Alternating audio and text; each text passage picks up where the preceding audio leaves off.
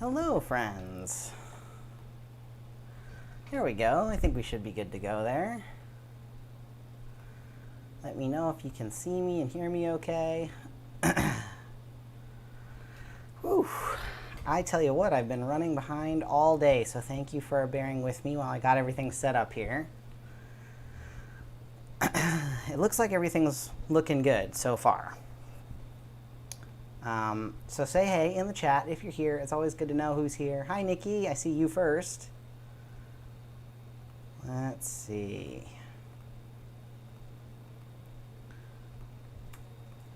And Landon, hi.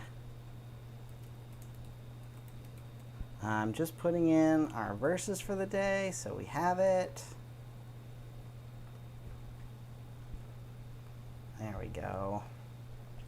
Awesome, and Ellis and Alex and Carolyn, hi. Good to see you all. And Taylor, yay. It has just gotten hot here all of a sudden today in like the last couple hours, so. Whew. All right, we're ready, we're here. Hi, Stephanie. I think we are all good to go. I'm happy to be here with you all this evening. It's a beautiful Monday night. No worries, Samurai. I'm glad to be here. It's a good day. If you all have been paying attention to what's going on in the world today, there's a lot happening Supreme Court wise that has been really exciting. So yeah, it's been kind of a wild day. I think for those of us that either woke up or this morning saw the news about the Supreme Court ruling on not allowing LGBTQ plus folks to be fired for being LGBTQ plus. That was amazing. It was almost a moment of like, this is too good to be true. I know I went and immediately was like, I have to make sure, like, is this as good as it actually sounds? And it was. So I don't know about you all, but having the sense of like, whoa, something good happened. I don't know if I trust it was kind of the first feeling I had today. Hi, Blankford and Maddie. Okay, Maddie, I'll try to remember that's you. And hi, Carson. Oh, there we go. Now I see you, Madison. Yay, and there's Julia. Yeah, so it was this sense this morning of like, let's take a minute to rejoice and be excited about this really awesome thing that happened. Yeah, that sense of like, it's too good to be true. I don't know. That was a wild time. So ever since this morning, that kind of like threw off my whole day. I don't know if that's true for you all, but like in a good way. It just kind of like, everything feels like it's all happening at once. But for once, it feels like not in a bad way. So yeah, today's been a great day. And obviously, like, we know that there's so much more that we need to do and there's so much more to fight for. I can't remember who it was. My friend Eliel Cruz he works with the New York Anti-Violence Project, and he was part of the group that organized the giant Trans Lives Matter, Black Trans Lives Matter event in Brooklyn yesterday. If you saw that, it was huge. So many people standing together, and it was amazing. But he had tweeted, or maybe I saw it on his Instagram, that somebody at the rally basically said, like, legislation is great and like it's important for us to have protective legislation, but the people living their everyday lives often don't even get to the point of being able to worry about legislation because you're just worried about your day-to-day, right? So I think that just kind of proves the point that like this is an amazing thing and we can celebrate it and it's so great, and also there's so much more to do. So in order to be able to continue doing work, I think we have to allow ourselves to be excited and rejoicing about the good things that happen. You got to have a festival every once in a while or you get down. So that's been great today. So anyways, we're here. I was thinking about what we should read tonight and what we should look at, and I was thinking about just kind of the state of the world and things that we're all thinking about right now. And there are two stories that are back to back in Luke chapter 18, and that felt like the right place to maybe start tonight. So, oh, I got lost in Landon's comment there. Yeah, right. So prior to this Supreme Court ruling, there was this sort of understanding that certain states and certain cities had protections for trans folks and for LGBTQ plus folks. But now it will theoretically be a thing that you can't be fired just for being LGBTQ plus. So we all expect that there's going to be some testing on that, that there are going to be some companies that try to do it anyway, and there still might be job discrimination in specific ways that we still have to fight against. So this is kind of one piece of the puzzle, but I think it's a really important piece, so definitely worth celebrating. So anyways, these stories in Luke 18, I thought they might be a good place for us to start tonight as we talk about justice and humility. And the reason that those kind of two things came up, one story to me feels very connected to trying to find justice in the world. And the other story, the one I've been talking about being about humility, I've been thinking a lot about humility lately as I try to be part of movement of folks all working together for justice and for equity. There are so many times when I have to shut up and listen. There are so many times when I have to step down and remember that I don't know everything and nobody's expecting me to know everything and I shouldn't know everything. And like just that sort of humble, that recognition that like you don't have it all together and you are not necessarily the person to lead right now. And like keeping that humility in mind is something that I've been thinking about a lot lately. So when I saw these two stories together about justice and humility, I was like, oh, these would be great things for us to talk about. So that's kind of where this came from. Yes, so that's where we are. So the text that we're looking at tonight, let me get our thing up on the screen here. There we go. Tonight's text, Luke 18, verses 1 through 14. That's what we're going to be looking at tonight, and we're going to look at these two stories within that 14 verses. We're going to break it up into the two stories. And then we are going to talk a little bit about the text and what we think it means and what it seems to be telling us and all that good stuff. So if you've got a Bible around you, you might want to turn to Luke 18. I will read the verses in the passage aloud, but if you've got it in a different version, it's always nice to hear if there are differences in translation. And I suspect that there will be quite a few interesting differences in translation in these passages, in these verses, because there are a couple of really weird Greek things that are happening. So it's been translated a lot of different ways. So the two stories we're going to be looking at tonight are sort of known as the parable of the widow and the unjust judge, and the parable of the Pharisee or the religious leader and the tax collector. So those are the two stories we're going to be looking at tonight. And let me get all of my windows up here so that I can read it and look at everything that's going on at the same time. There we go. So those are the stories. So we're going to start out with the story of the widow and the unjust judge. I'm going to be reading from the New Revised Standard Version, the NRSV. So that's where I'm going to be coming from. If you are reading from another version, it's always really interesting to hear other versions of this story. One that I'm especially interested in for our reading tonight, actually, is I'm interested in what the Message version, or like another modern more everyday language translation has to say about this text, because there are some, like I said, there's some bits of the Greek here that are a little bit like colloquial almost, and so I'd be interested to hear if somebody's reading from a more like modern day English text, I'd be interested to hear about the differences. So NRSV is what I'm going to be reading from. So let's start out. Let's read Luke 18 verses 1 through 8, and we're going to stop there, and then we're going to talk about this first bit of the text. Oh, cool. Yes, okay, so Nikki's reading off of the Message, so that's good. And then Madison's reading the HCSB.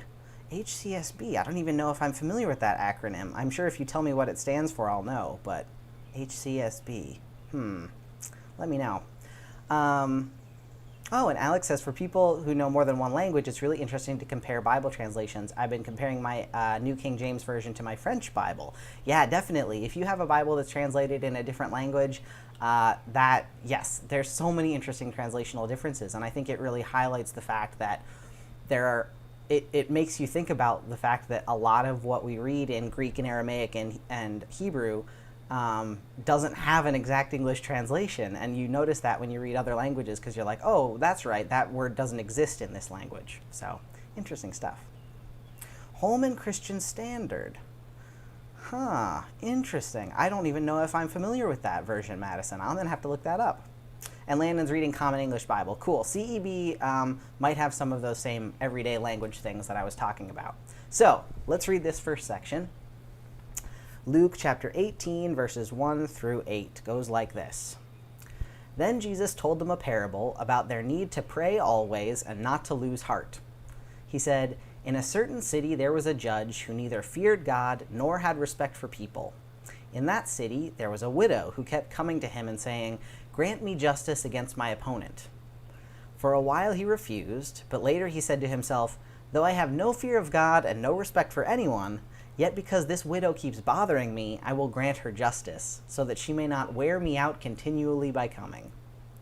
And the Lord said, 'Listen to what the unjust judge says. And will not God grant justice to his chosen ones who cry out to him day and night? Will he delay long in helping them? I tell you, he will quickly grant justice to them. And yet, when the Son of Man comes, will he find faith on earth?'" So, that's the first bit of our story here. So I'm wondering what differences in translations y'all are seeing right away. The one that I'm suspecting that you'll see a lot of different things is the end of what the judge says. In my version it says, "I will grant her justice so she may not wear me out by continually coming." So that's the NRSV version. And I'm betting you all probably in different versions have different translations of what the unjust judge is saying, why he's actually granting justice. So let us know in the chat if you've got different versions for that. The other place, what was the other place that I was expecting there to be many differences? I think the bit when the widow says, "Grant me justice against my opponent," I'm expecting there will probably be some differences there too. Ah, yes, okay, so Alex says, mine says avenge instead of grant justice. Yes, oh yeah, and in Landon's, in the Common English Bible, Son of Man is translated human one. Yeah, Son of Man is an interesting title that Jesus is given, and I think the Common English Bible knows that most English readers don't really have the history of that phrase, so they put human one instead, which I kind of like. Alex says, "I will avenge her, lest by her continual coming she will weary me." Yeah, that's pretty similar. She will wear me out by continually coming. That's pretty similar. NIV, so that she won't eventually come and attack me. Yeah, so Ellis has got that difference in there, which sounds way more, I don't know, physically violent. Yeah, Alex has adversary instead of opponent. "I will give this widow justice because she keeps bothering me. Otherwise, there will be no end to her coming here and embarrassing me." Yeah, so for Landon's, in the Common English Bible, like we've got the NIV for Ellis, which is very physical. She might come and attack me. And then in the Common English Bible for Landon's, it's she might come and embarrass me, right? So there's different senses of what the widow is going to do here. Yes, and aka Amory says that Greek says avenge. Exactly. So the interesting things that are going on with this bit of the text, and the reason why I suspected we would have some different translations, is because what the widow is asking for here is vengeance, essentially, which is kind of interesting. She is asking for justice as well. The word for justice is used, but she's also asking the judge to avenge her, this thing that was done that was wrong to her, which is kind of you don't expect it. And the people that heard this story probably didn't expect it either. Widows were kind of seen as, they were like quieter or meeker, or people that needed protection, all of which may have been true of many people, but this widow particularly seems to be a real fighter. She shows up to this judge and is like, "Hey, this is what I want, this is what I need, I want you to avenge me." That last bit, the bit about she may not wear me out by continually coming, or she might attack me, or she might embarrass me, that bit in the Greek, the language that's used there is actually like physical fighting language. So in some translations, I'm trying to I'm trying to remember which translation it is that actually has it translated so that she might not give me a black eye. Like it's a fighting type of thing. It means to strike somebody in the face. And so some translations will translate that as a more physically violent thing, like being punched in the face. And other translations, like, who was it? Was it Ellis's? Yeah, the NIV. Or no, wait, not the NIV, hold on. No, Landon's Common English Bible with the embarrass me. For that text, for that translation, they're thinking of it as she's going to come slap the judge in the face in an embarrassing manner to kind of embarrass the judge. So the Greek here means, I better do this for her, she's going to come and hit me in the face. And the question is just, does that mean punch you in the face, like to hurt you, or does it mean slap you in the face to embarrass you, right? But either way, this widow is like ready to throw hands. So it's kind of an interesting, twist of expectations, because people didn't usually expect widows to be, number one, advocating for themselves in this way. Usually you would have like a family member, right, that would come and try to advocate with you or for you. And they also wouldn't expect this woman to be so forward about it. So it's kind of interesting. Julia says, look at the YLT. Is that the... is that Young's Living Translation? You'll have to remind me which one that is. So there's a lot going on in this text with the widow. And some people, when they read this text, when they read this particular parable of Jesus, a couple things happen. One thing that happens is we kind of associate...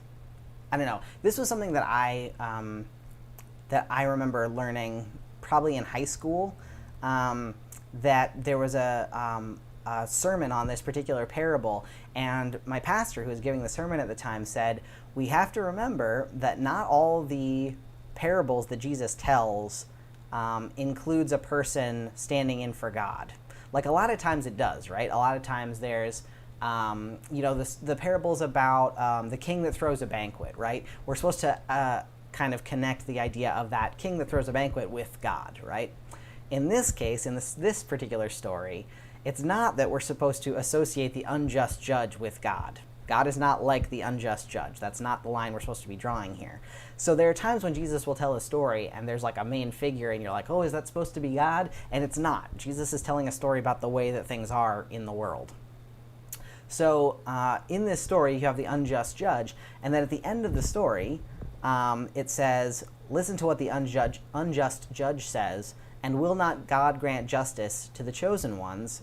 Will he delay long in helping them? So this idea is like, if a human person, a human judge, is unjust, and even in that case they might eventually make a right ruling, how much more will God be just? So it's not like the unjust judge is God here. The idea is that the unjust judge is human, and maybe not even a very good human.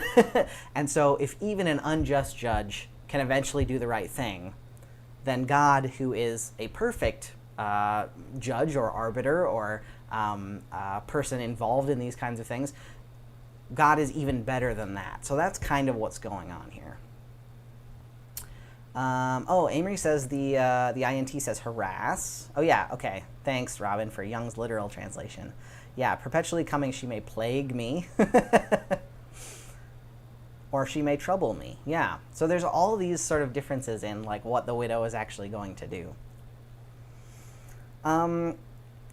So some things, one of the things to notice that I kind of like about this particular story is the way that the judge, the unjust judge, is held up as the opposite of the golden rule, or the opposite of the most important commandment, right? So the golden rule is love your neighbor as yourself, right? But the sort of really important commandment that Jesus gives his followers is love God and love your neighbors, right? And the unjust judge is held up as like the foil for that, the opposite of that. He doesn't fear God and he doesn't respect people. So it's like the opposite of the greatest commandment here, this unjust judge.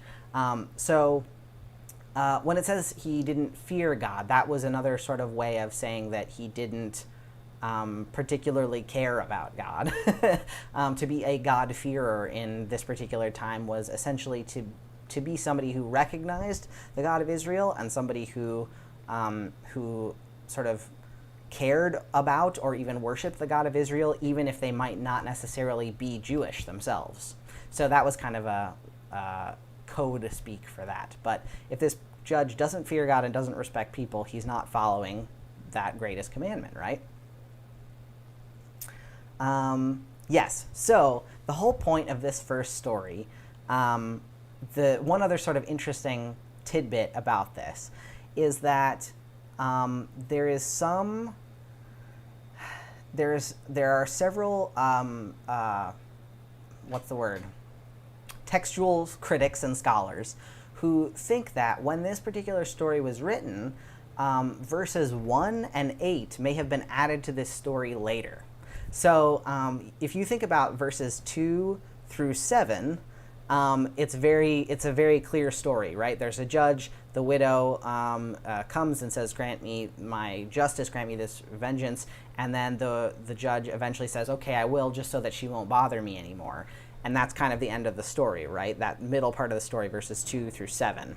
And that story is very similar to another story that Jesus tells about a man who is in bed at night already, and his neighbor comes over and is banging on the door and is like, hey, I need food. And the guy in bed is like, no, I don't want to get up right now. And it's only through the persistence of that neighbor knocking that the guy finally gets up, right? So it's very similar to another story that Jesus tells. The connection to prayer, though, that we see in verse 1 is kind of something that scholars think may have been added on later. Like, people were kind of trying to make sense of this particular passage, and that maybe verse 1 was a little bit of a later add-on. So eventually what we get is this story that people kind of assume is all about prayer, right? It's all about this idea of, if you you could take this particular passage and read it and understand it as saying, God will eventually give you what you want if you just ask long enough or ask hard enough. And that's definitely an interpretation that you could take away from this passage, that if you just keep talking to God, like verse 7 says, will not God grant justice to his chosen ones who cry out to him day and night? Will he delay long in helping them? And it's a rhetorical question. It's supposed to be like, of course God won't, right? So there's one way that you could read this passage, which is just keep asking and eventually God will answer. But again, we want to be careful of not associating God too much with this unjust judge who is not very godlike, right? The God that we know and hear about throughout the rest of Scripture doesn't tend to make people, sort of beg and plead for justice. God is a God of justice.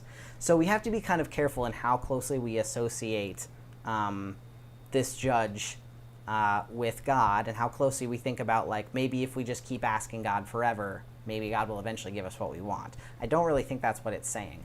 And I think it's important for us to note that as folks who, if you are somebody who prayed for a long time to maybe not be LGBTQ+, to not be trans anymore maybe, I don't want you to come away from this story thinking that you just have to pray harder because eventually the unjust judge will grant you what you want. That's not what's going on here, and so I want to be very careful that we don't take that away from this text. There's definitely something to be said here about, like what Alex said here in the chat, to pray without ceasing, right? There is something about praying and being in relationship and conversation with God, but I don't think that it's telling us that God is this unjust being who is going to wait until we beg and plead and, just break our hearts open before God will act. I don't think that's really what it's saying. So I want us to be careful of that. So what is it saying? If this text is not about if you pray hard enough you will get it, what do you think this first story is about? What is Jesus trying to say to the disciples with this story?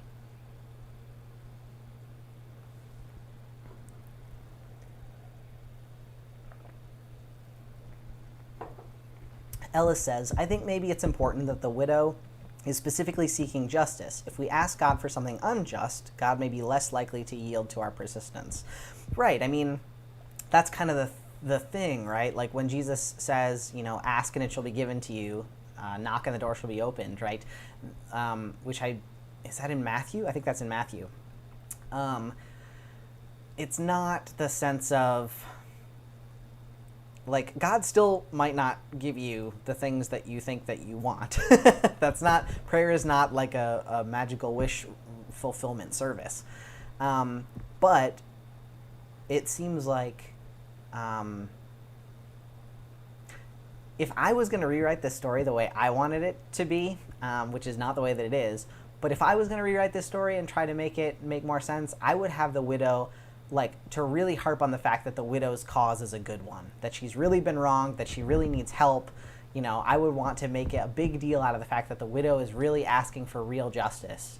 We're not told that necessarily in this story. We're not told what's gone on in the backstory of this, but what's focused on is the widow's persistence in asking for justice.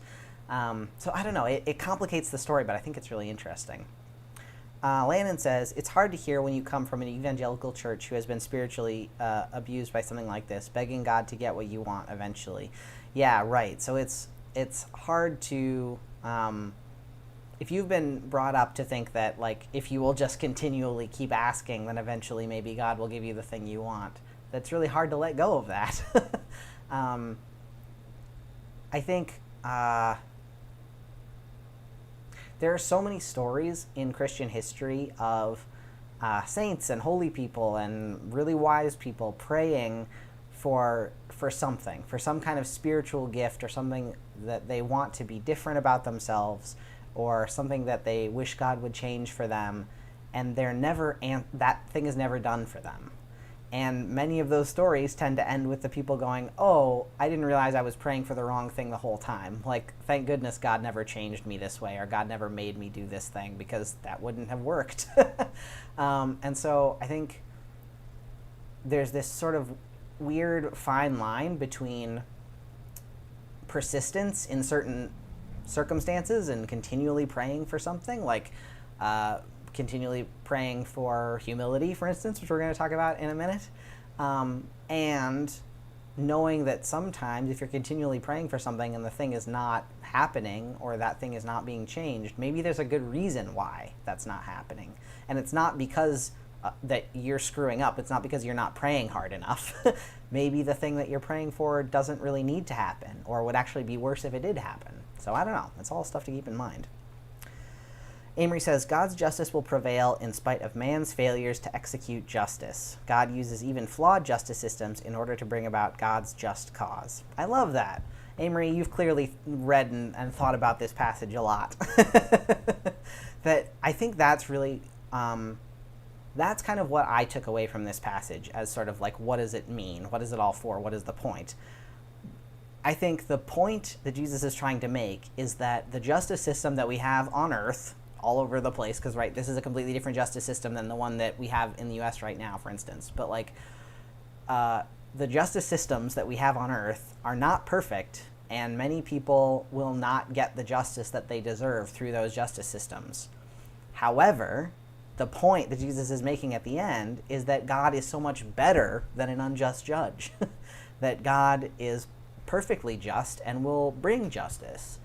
And so, yeah, I think that's a really great way to sum that up, that God's justice will prevail in spite of human failures to execute justice. I love that. Yeah.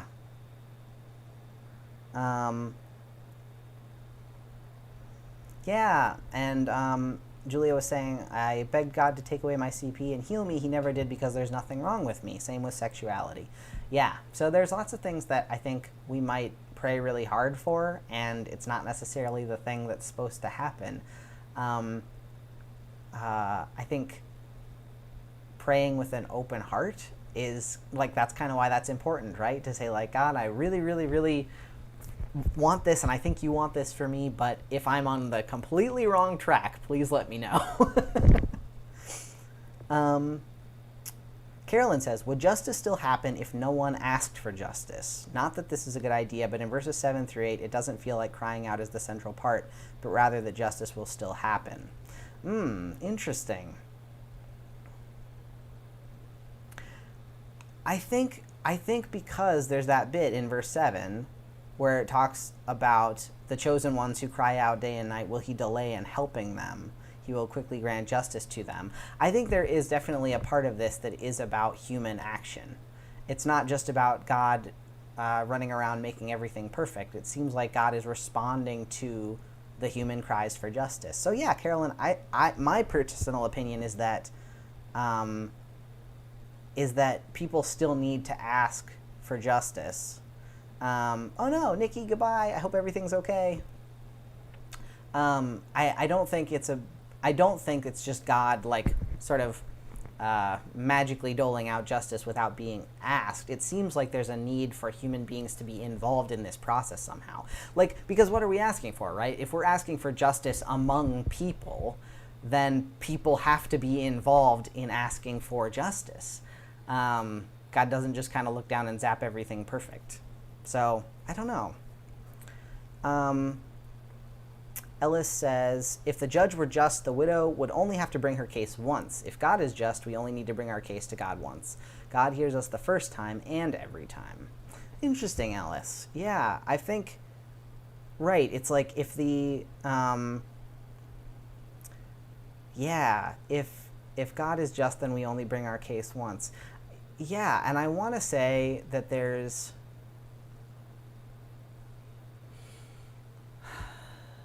I don't know. I want to think about God's help even before the case gets to the judge. You know what I mean? Like God can be the just judge, the good judge, but I also think God is helping us to even get to the point of raising our concern.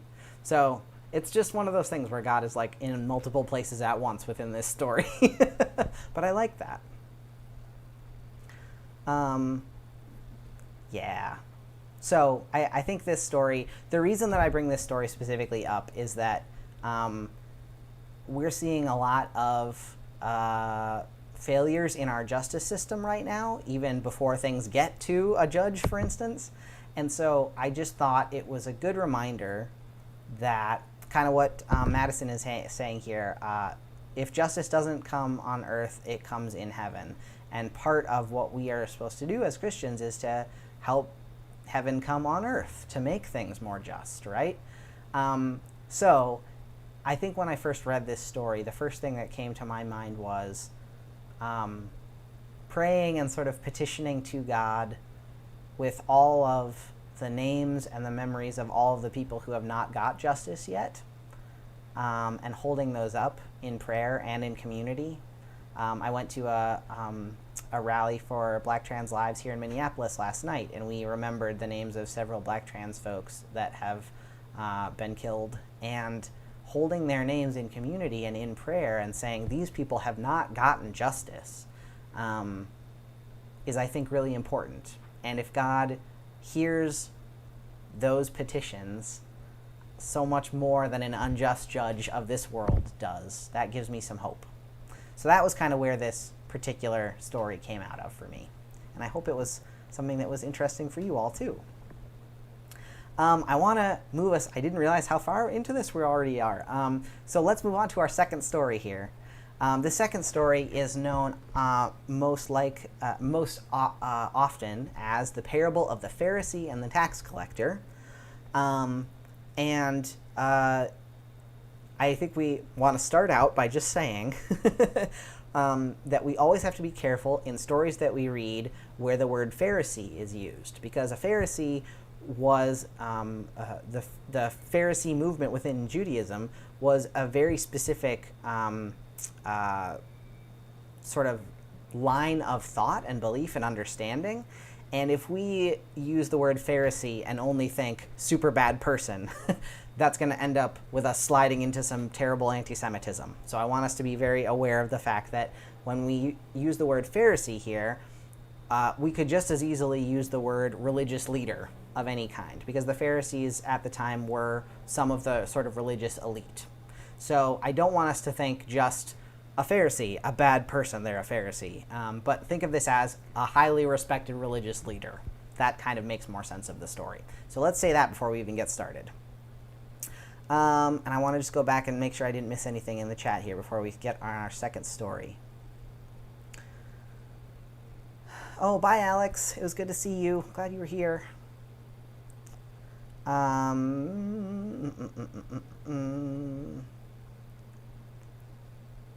Yeah. Okay, cool. I'm loving the endings on that for you all, on that other story. So let's get into the second story here. So this is verses 9 through 14 is the second story we're looking at here. So verses 9 through 14, I'm going to read it aloud for us. And again, look for some differences if you see them. I'm not expecting there to be too many big differences in this second story, but maybe a couple. So it goes like this. Jesus also told this parable to some who trusted in themselves that they were righteous and regarded others with contempt. 2 men went up to the temple to pray, one a Pharisee and the other a tax collector.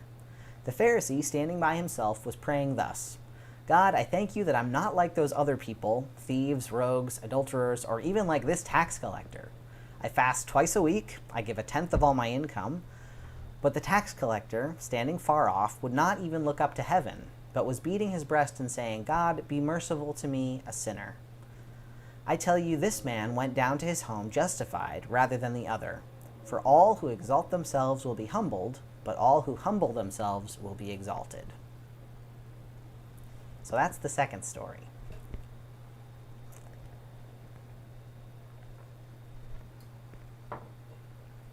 I wonder if there are any differences in translation that you notice. Any big differences?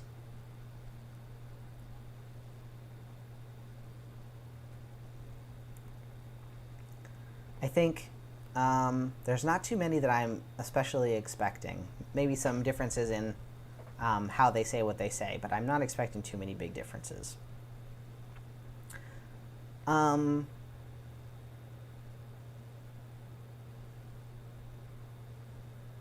Yeah, there's just so... I think one of my favorite stories about this was I was in a Bible study once that was looking at this particular passage, and the pastor did like a funny Admiral Akbar voice and said, "It's a trap," if you're familiar with Star Wars at all, and that moment. That this story is a trap, because what's going on here is that Jesus is telling a story about a person who thinks that he's got it all together, and he's like, thank goodness I'm not like this tax collector. And then we, as the readers, tend to read this story and go, whew, thank goodness I'm not like that Pharisee. So it's like, it's a trap story. The idea is if anybody reads this story and goes, oh, thank goodness I'm not like that, they're doing exactly what you're not supposed to do in the story, right? So this is a trap story that Jesus is trying to tell here, trying to get people to realize that nobody has it perfect, and thinking that you've got it all together just doesn't work, because it's not true. Carolyn says, this reminds me of the parable about where to sit at a table at a party that was in the lectionary last September. Yeah, Carolyn, so there's another story Jesus, or not really a story, it's sort of a advice that Jesus gives, where he says, when you go to a party, don't take the best seat in the house, because somebody might come up and be like, you're in the wrong seat. Instead, you should take the lowest seat in the house, so then people are more likely to tell you to move up, right? So it is kind of like that. There's something here about being humble, that last sentence, right? All who exalt themselves will be humbled, but all who humble themselves will be exalted. So, one thing I want to ask is, do you see a... I wonder about the differences in the actions of these two people here, right? The one person, the Pharisee, says, I fast twice a week, I give 1/10 of all my income, right? So I tithe. So he's doing these right things.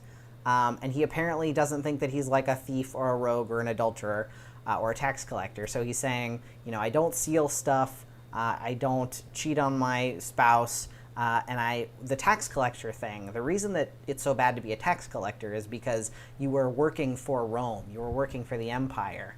And so that's why the tax collector is seen as lesser than, right? So the Pharisee is kind of saying, I don't do all the bad stuff, and I do the good stuff, so I'm all right, right? And the tax collector doesn't say anything about the stuff that he's doing.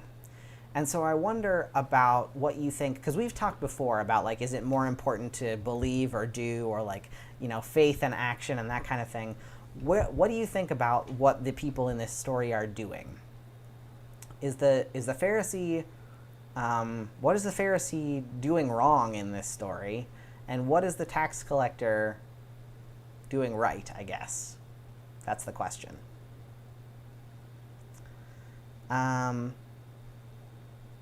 Oh yeah, Alice says, Young's literal has the tax collector asking God to be propitious rather than merciful, which means favorable. Oh, Landon's message translation. If you walk around with your nose in the air, you're going to end up flat on your face. But if you are content to be simply yourself, you will become more than yourself. Oh, that's a great one. Sometimes the message has really good ways of putting that. Yeah, Young's literal is a weird one. Sometimes it's really helpful, and sometimes you're like, what? Carolyn says, the Pharisee is trying to justify why they are holy, while the tax collector recognizes that they need God's mercy. Yeah. So that tends to be kind of the sort of the way that most people kind of fall on this, is that, like, the Pharisee is trusting in the Pharisee's own actions, whereas the tax collector is trusting in God's mercy and God's ability to bridge the distance, right? Amory says, it's very easy temptation for the good church people to feel morally superior to others. Yeah, it's true. And I think that's why it's so important that we read about this text and we talk about this text, because it's very easy for us to be like, we're not like those people. So yeah, I think because like verse 9, we're kind of told right at the front, like, why does Jesus tell this story? He told this parable to some who trusted in themselves that they were righteous and regarded others with contempt, right? So yeah, the difference between the two seems to be the Pharisee is like, I got this, I'm on top of it. And the tax collector is like, I don't have it all together and I need help. And that seems to be the major difference between the two. Oh, Landon says, doesn't this sound a bit like prosperity gospel? Interesting, Landon. I don't know what you mean. Can you explain more about what you mean there? So here's an interesting thing that I was reading about in one of the commentaries I was reading. Apparently, there are some folks that understand that the tax collector, or what the Pharisee is doing, all the actions that the Pharisee is taking, all the good stuff the Pharisee is doing, is being sort of counted to the tax collector as well. And so I want to read you a tiny bit of this commentary, because I want to see if this makes sense to you all. I thought it was really interesting. I'd never heard this sort of interpretation before. We might see the Pharisee as helping the tax collector. Just as the sin of one person impacts the whole community, so the merits of the righteous person can benefit the whole community. Just like with the view of the cross, the sacrifice of one can save the many.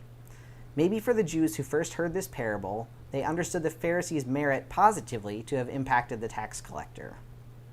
This would be the parable's shock, not only that the agent of Rome is justified, but that the Pharisee's own good works helped in that justification. So basically what this particular bit of commentary is saying is, what if the good stuff, like if one person's action affects everybody else in the community, what if the good stuff the Pharisee is doing is part of why the tax collector is justified?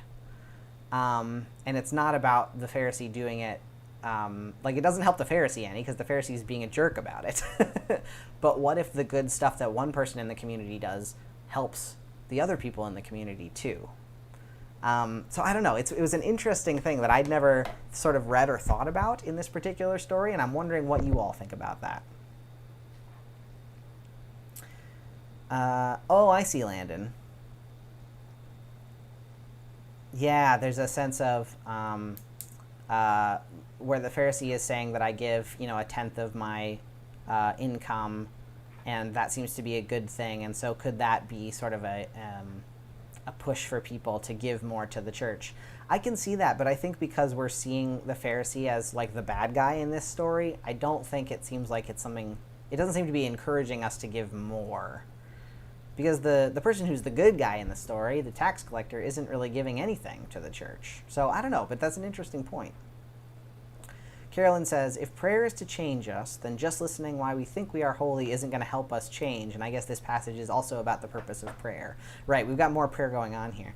Yeah, if you go to pray and you're literally just saying, God, thanks for, it's not even, what does he say? He says, thank you that I'm not like other people. So it's not even thanks for like making me this way. God's not even part of it. It's just, God, thanks that I'm awesome is basically what the Pharisee is saying.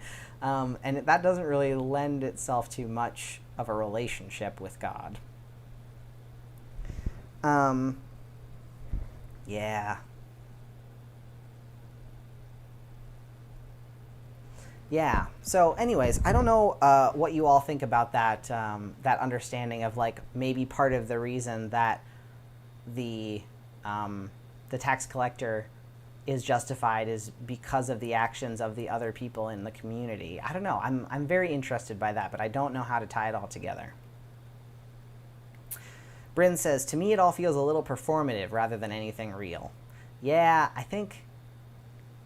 Yeah, I know. That's kind of what's going on here, is that the Pharisee is being very performative, right? The Pharisee is showing up to the temple, to this public place, to try to show off how great they are. So it seems to be kind of calling out that performative aspect.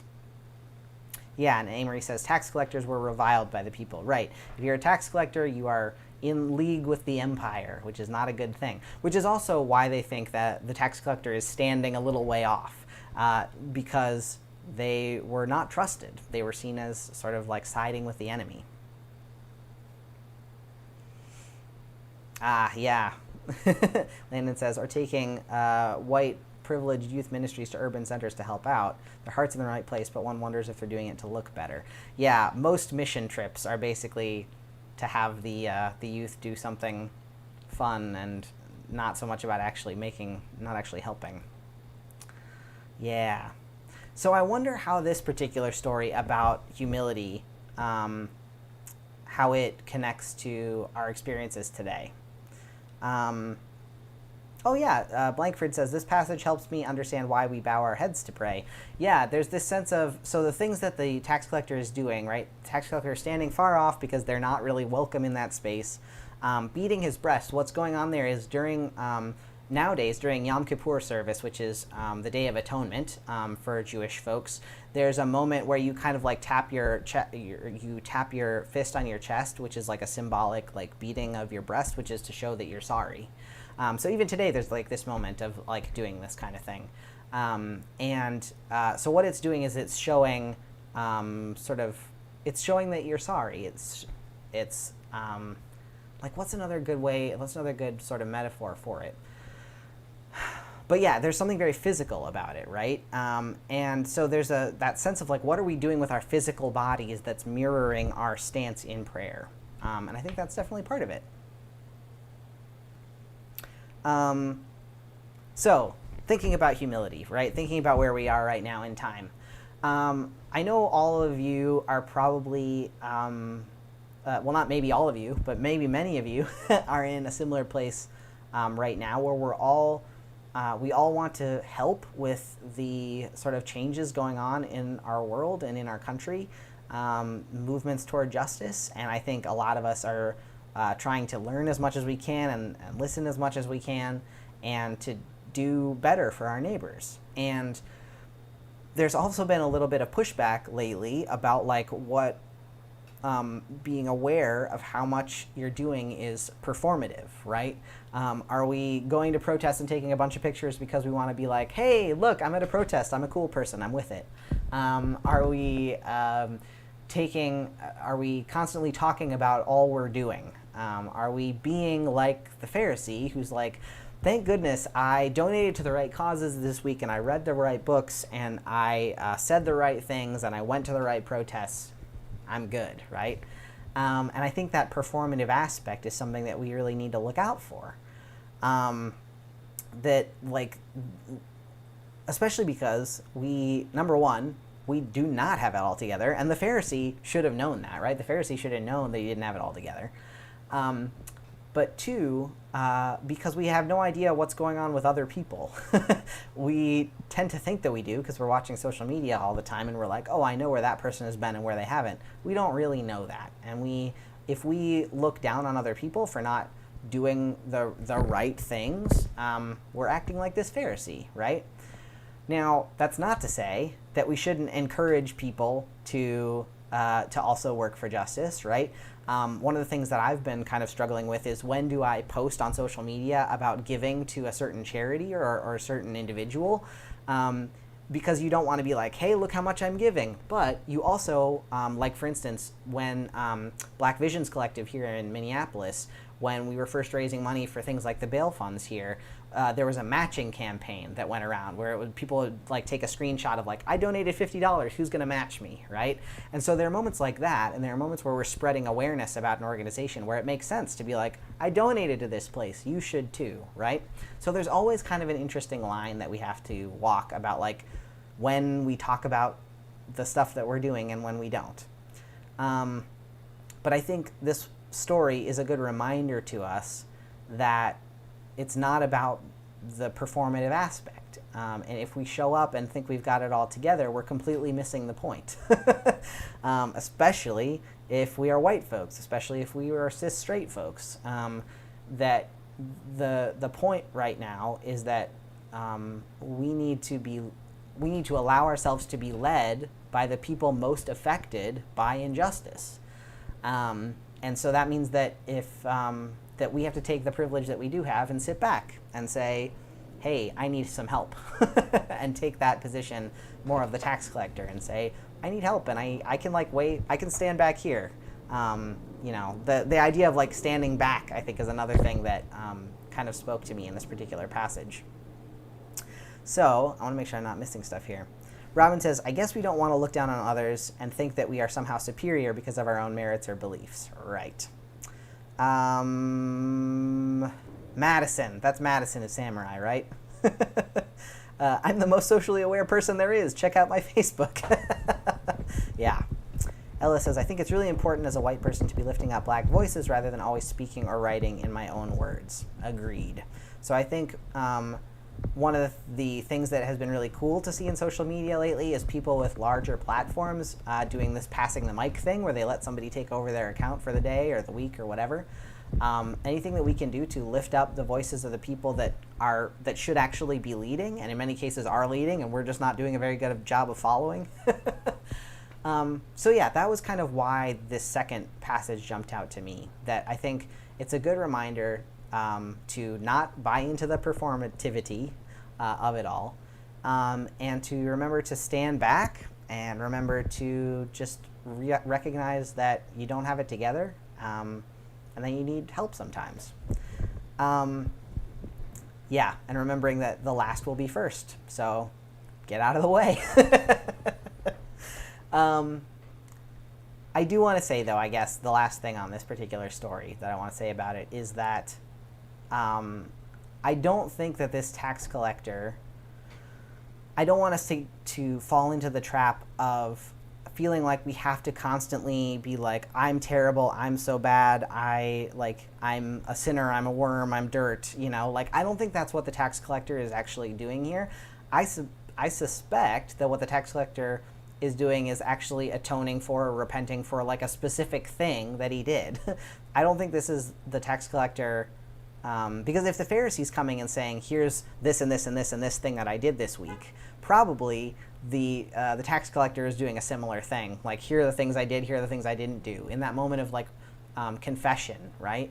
But I don't think that the tax collector is saying, I am inherently a terrible, awful, worthless person.